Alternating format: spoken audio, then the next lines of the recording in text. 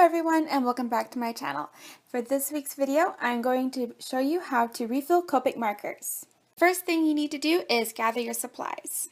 What you'll need will be the refill and the color that you need. So in this case, for me, it is Cool Gray 1. You will need a paper towel, rubbing alcohol, and of course your pen that needs to be refilled. The first thing I do is take off both caps to the pen that needs to be refilled. Removing both caps will prevent you from accidentally overfilling the pen, which I actually have done a couple times, so be careful about that. Unfortunately, my camera didn't come into focus, but if it would, you would actually see that the brush tip is actually a little white. That is how you know that it needs to be refilled.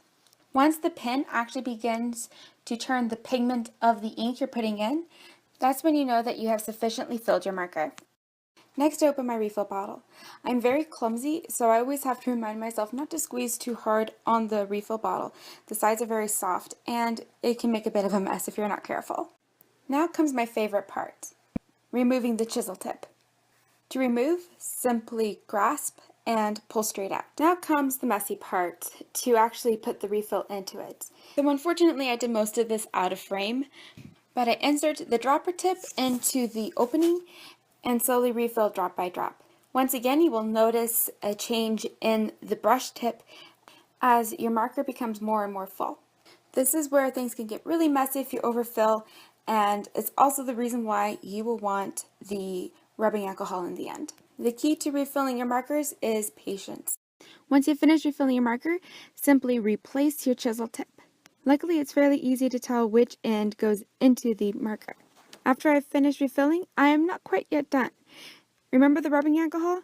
I use that to clean up my workstation. I usually start with cleaning up the marker and around the places where I'll have my hands. That will help prevent my hands from turning colors. I also tend to use it on my workstation itself.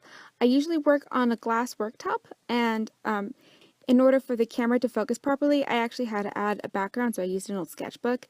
But usually I'd use the rubbing alcohol to clean up my workstation. In the absence of rubbing alcohol, plain hand sanitizer works really great as a substitute. Just make sure it doesn't have any additives such as aloe vera. I keep refills for all my favorite colors in a separate drawer on my desk. That way, if I'm in the middle of a project and run out of a color, I can always refill. I want to thank you guys so much for watching. If you enjoyed this video, please comment down below, give it a thumbs up, and share with your friends. Don't forget to subscribe, and don't forget to join me next week as I finish the mermaid drawing from the beginning of the video. Bye!